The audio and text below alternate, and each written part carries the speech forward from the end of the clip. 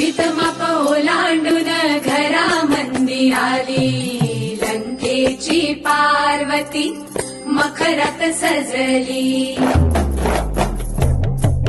शालूतला मोर डोळ मिटून बसला, पोतेतला मणी हिरव्या चुड्याला हसला.